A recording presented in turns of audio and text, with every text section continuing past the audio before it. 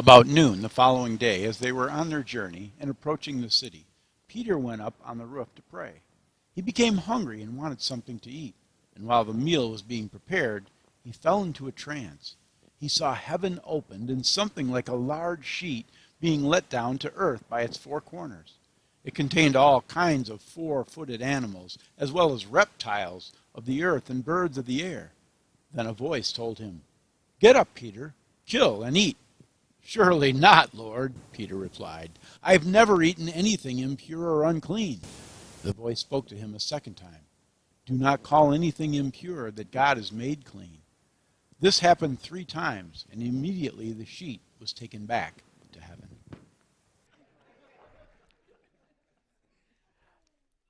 Joe, would you mind reading? Yeah, no problem. Diversity is being invited to the party. Inclusion is being asked to dance. Thank you.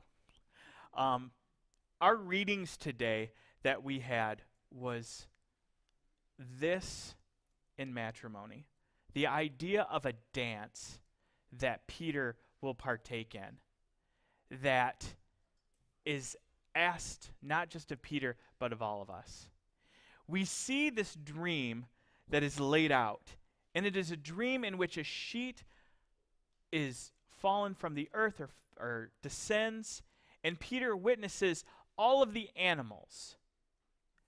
He sees scaly ones, and he sees four-legged ones and two-legged ones, and he sees this bounty.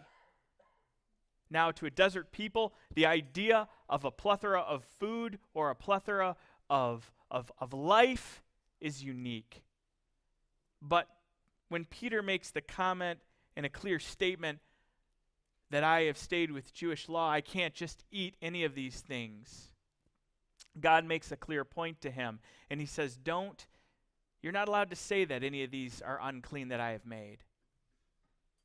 We sometimes lose this reference of diversity in such the way of who the animals are and what they can represent, the vastness of what they are, the difference in a two-legged chicken compared to a lizard.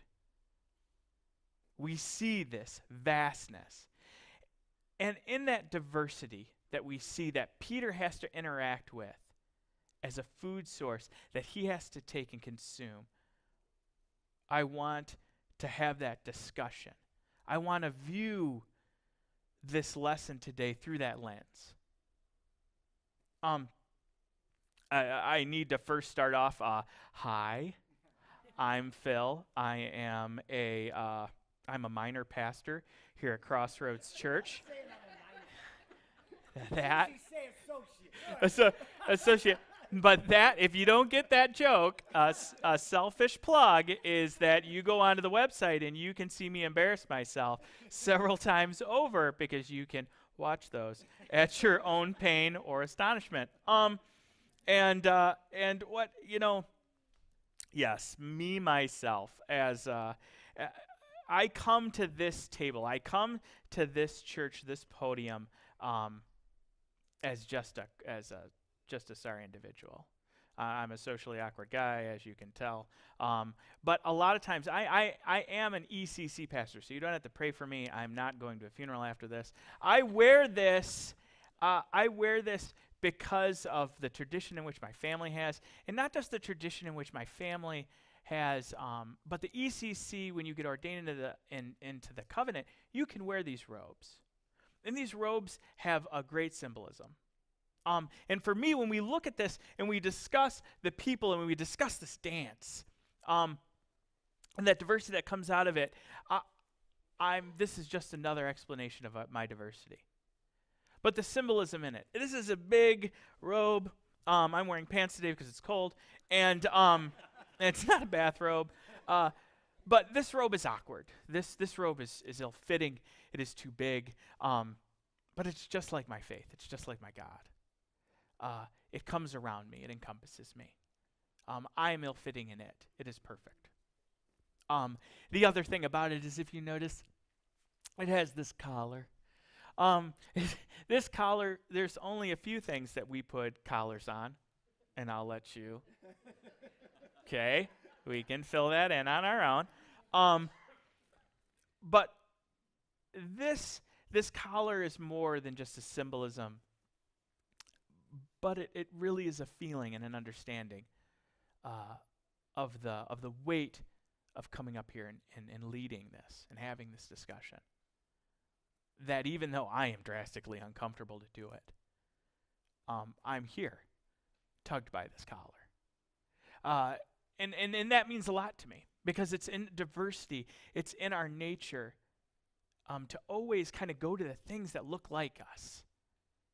But today, when we look through these people, when we discussed last week's reading, I'm going to show you these people and how they looked very much different, how they acted very much different, how they are very different. Because as we progress in this succession, as Joe showed us in week 1, the internal, 2, the external, the second week, and then how it grows further and further out. And then now into week 4, we progress to the ends of the earth. And when you go to the ends of the earth, things stop looking like we think they should. Last week's reading was, thank God that works. Last week's reading, if you're staying up on the reading, and I understand if you're not, you got to read something about Paul's conversion. And Paul's conversion is unique in such the way is that he's on the road to Damascus. He's on a donkey or some object with 4 legs that's carrying him. And he gets struck down, and the Lord speaks to him and makes a statement. Why do you persecute me? And he hears God audibly, and he is in reverence. He has this conversation in which he knows that he is confronted with the thing that he has been fighting against. And then he is taken back and he is humbled. Somebody comes and gets him. He is blinded. He sits in a room where he cannot eat. And Paul is dealing with these things. See, what you have to understand about Paul, and this is why I like icons. I like icons because the issue is sometimes we make these biblical characters out to be godlike, and we forget the humanity in which they are in. We forget the skin that they wear.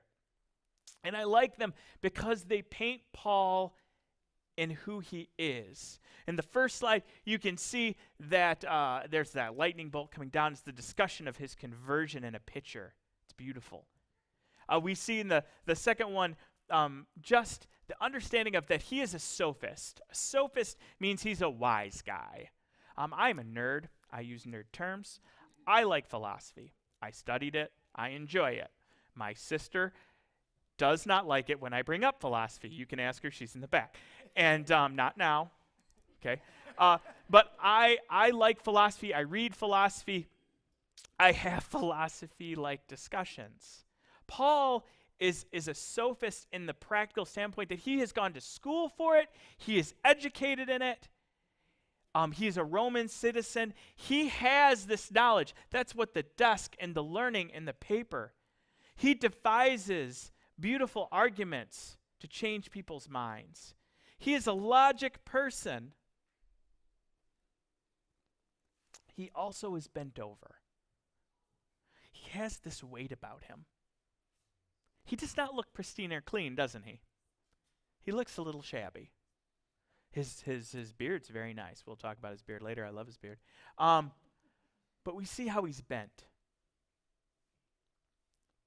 We see the weight of understanding upon Paul. And there's a reason for that, right? Because Paul was there during the stoning of Stephen. And see, we have a tendency to forget about the kinesthetic and the physicality of these actions. We hear it, we read it, and that's it. And we realize that there's a protagonist and an antagonist. We realize that a stoning is a derivative of a compilation of actions, meaning a group of people had to come together for that action of stoning to take place of Stephen, not one person. If you want to, after service, not now, so you step out of this building, you pick up a stone. Roger has a bunch of them. He's done a great job. Yeah. Don't mess with his landscaping. If you take one of those stones, you got to put it back. But you pick up a stone. You pick up a stone in your hand, and you have to understand the physical understanding of that. Because you would have to take that stone, and you'd have to throw it at a person. Right? So that means a group of people have to come together for that action, for that stoning to take place. And for a man to proceed over it, and to watch the carnage take place. And to know that he has done it more than once. He brings that weight in that photo, or in that picture, as he leans over that Bible. That weight will never leave him. That weight never goes away.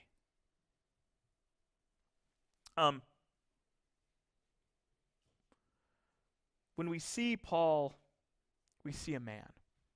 We see a different man. Stepping in back to our verse that we just read from, we see a picture of Cornelius. Now, what we have to understand is Cornelius is a centurion of the Italian regiment. He does not look like Paul. He doesn't at all. He does not look a lick Jewish. I'll tell you that right now. And not just that, but look at his garb. That is an intimidating man with a stupid hat on. Just going to tell you. But for him to be in control of 80 men, he has had to go through the ringer.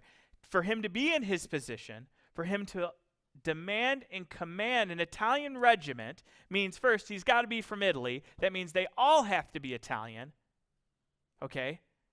Then he has had to rise to the ranks. So that means he just doesn't get the job because who his daddy was. He got the job because he fought for it.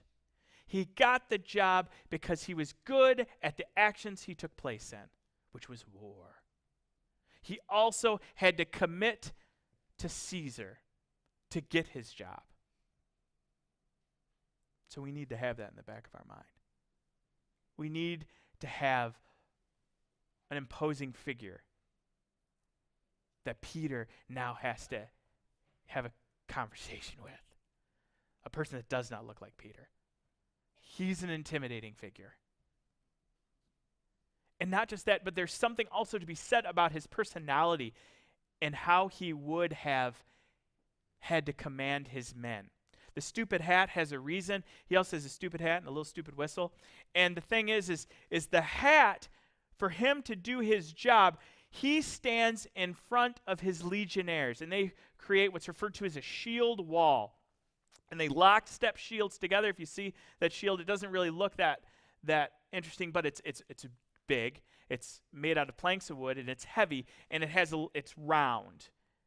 And what happens is he is to stand in front of a battle, and he is to hoist commands by using his head and a whistle.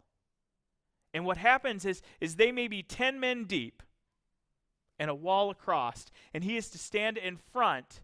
And when he is looking for a change, because he changes his men every 5 minutes, a good legionnaire changes his men every 5 minutes so that he can save their strength, because if they are not tired, they can fight longer and they can survive. So that means he has his loyalty of his men. So he blows his whistle, he changes his head. He cannot move his head, so he has to be disciplined. He has to understand the ramifications of his actions. Because if he moves his head, they may switch on a different command. But he moves his head, he blows his whistle. So he's regimented. He has the loyalty of his men. He knows what it is to commit to an action. We see this. This is his personality, to be in his position. Again, a nerd. I love maps. I love geography. I am socially awkward. All of these things are descriptors of myself. That being said, I have a laser pointer. I will limit my pointing ability. So again, he comes from the Italian regiment. This is all of Rome at this time.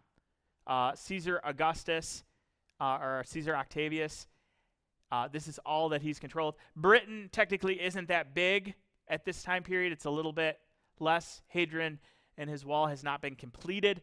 but yet we are still going into where London would be. But London doesn't exist at that time. It's just a marker. That was not a Roman province. Not yet anyways.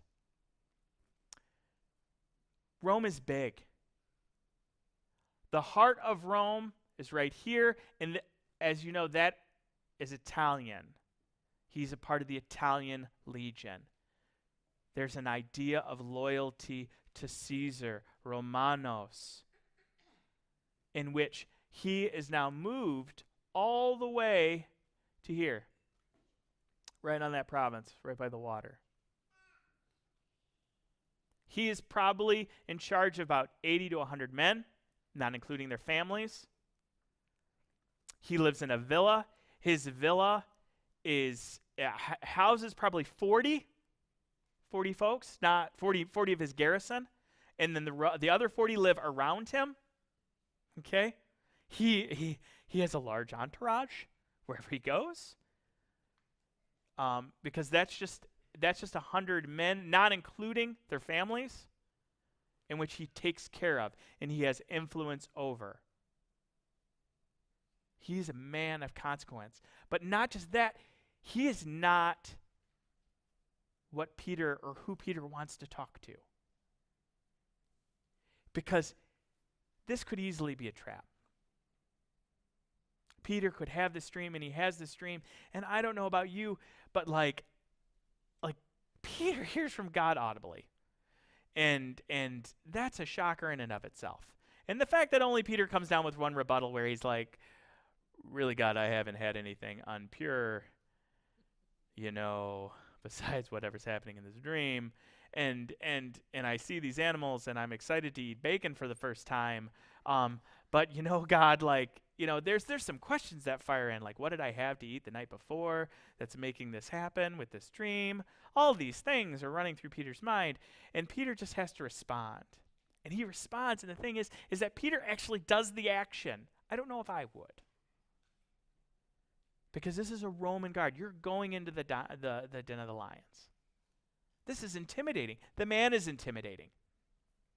And the fact of it is the moment you go to his house, you go into this encampment with all of these soldiers. So you're surrounded. So making it out alive is on the short list, right? If it's a trap. And Peter has this explanation where he exclaims this to Cornelius. He's like, hey, it's not really proper for me to come here. This is Peter, by the way. So Peter knows by Jewish law, he's not supposed to go there.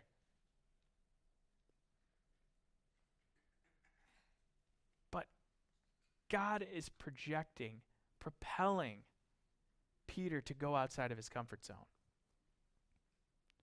To go to a culture, to a man that does not look like him, that does not speak his language, that does not look ethnically like him, that doesn't even smell ethnically like him. I'm Armenian. I smell like hummus and tabbouleh 90% of the time and whipped garlic. That's a pleasure to be around. Not really.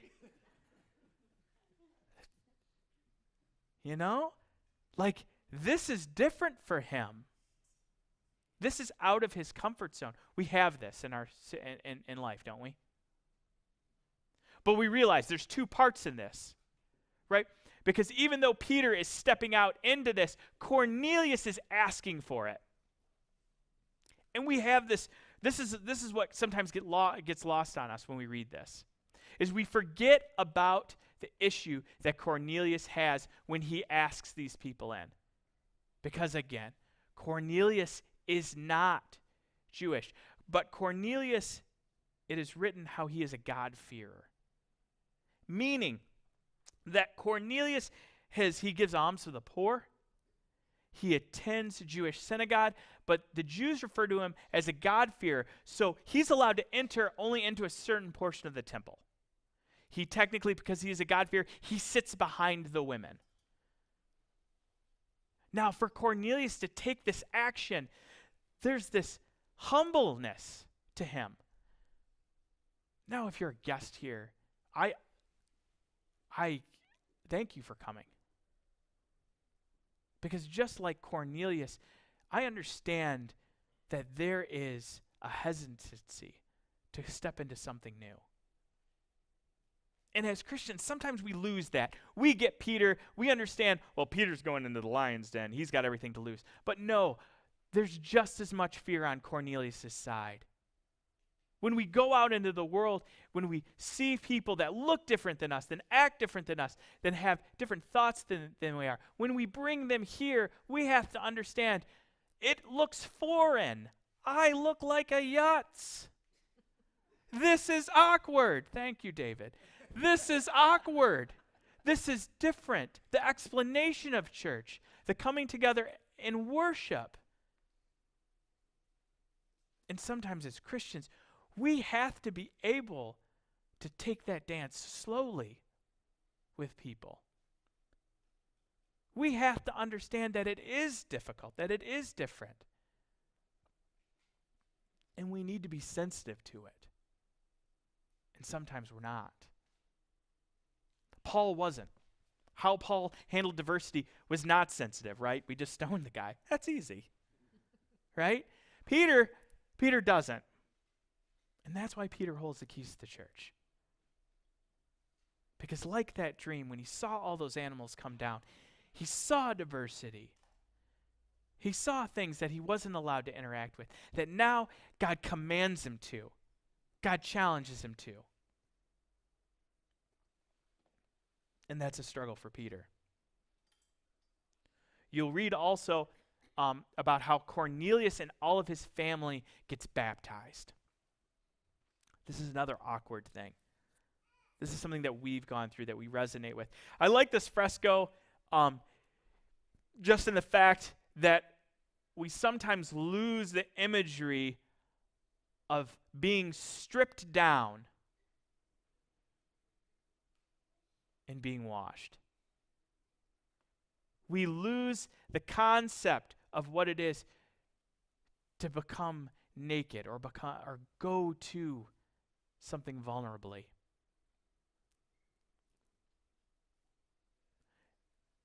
And I can appreciate that because Cornelius has to strip off all his armor. Cornelius has nothing to protect himself. Guests sometimes feel that same way when they come here. That all that armor gets stripped away. And also, just in the fact of people looking different. How that resonates.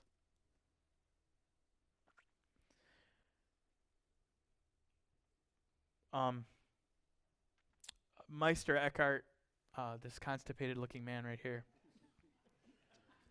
He, really glad somebody laughed at that one. Meister Eckhart is beautiful in the fact that he has no filter. He prays a prayer in such the way that goes, God, oh God, rid me of God. Now sometimes we hear those thoughts and we think to ourselves, that seems ridiculous. That seems heretical. But Meister Eckhart is echoing the box that Peter has put God in. He's echoing the box that we put God in. He's echoing the box that Paul had put the constraints on an infinite God. And Meister Eckhart prays that we get rid of those box, that we get rid of those walls, that we get rid of that lid. That Meister Eckhart says, oh God, rid me of God. Rid me of the expectations, the false pretenses that I have put upon you. Help me with this dance of diversity. I would ask that would be our prayer. At least that would be our thought. When we come to view the end of Acts, we see the culmination of two men. Two men that are drastically different than one another. We have a Hebraic Jew next to a Roman Jew. Two completely different thought processes. I resonate with Paul. I'm a nerd. Again, not going to knock that one down. If you leave here, you're going to know that one at the end of the day. Minor Pastor Phil is a nerd. And he looks at this problem as a philosophy and a theology. He sees the arguments. He resonates with the modus ponens. He logically has read, he's read Plato. He's read Aristotle. He can compute God in the understanding of the unmoved mover. And he can realize that and he can grasp that. He can make the statement that there is a being out there that has created motion, and that motion was his first movement, and he was unprojected to move it. And Paul can get that argument, and Paul can live in that argument, and he's fine with that. But what Paul is not fine with is Paul is not fine with the idea of the mystery that wraps around it. He presents beautiful arguments. But what happens is that a lot of times we always feel like Paul is fueling the church, but Paul can't fuel it without Peter. He can't. Because where Paul would get bogged down by the argument, because logically, it's too hard, right? It's too much to compute that this goes to the ends of the earth. There are too many problems that can, it's like knocking down a mountain. It isn't going to happen. Peter doesn't care. That's the best thing about Peter. Peter is that impulsive, beautiful hard worker. He is not a theologian. He makes it very clear when he has to help out Paul. You'll read more about that in Acts. He does not look at the mountain. He merely just takes the steps to go up it, one at a time, dragging Paul along. Because now Paul has to engage. Paul has to have philosophy arguments that you'll come in contact with. He needs to. He has to. It's demanded of him. And Peter's there all the time. And we see these two men, in and of themselves, diversity, difference. Not just in their physical appearance, with Paul and his beautiful beard. That thing is stylized and beefed out with the tips and everything. And we see Peter just with his just shaggy appearance. He's a bulking, hulking man, where Paul is very much so, he stays inside a lot, writes books.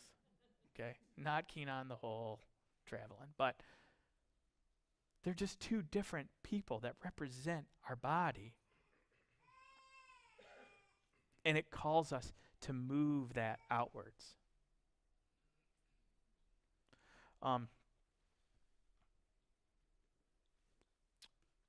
I want this to stick in our minds as our call to faith. We've read. Joe, would you mind reading this again for me? Diversity is being invited to the party. Inclusion is being asked to dance. So I want to leave you with the understanding of who will you choose to dance with. When you step out of these doors, who do you invite to the dance and who do you choose to dance with? I encourage you for that.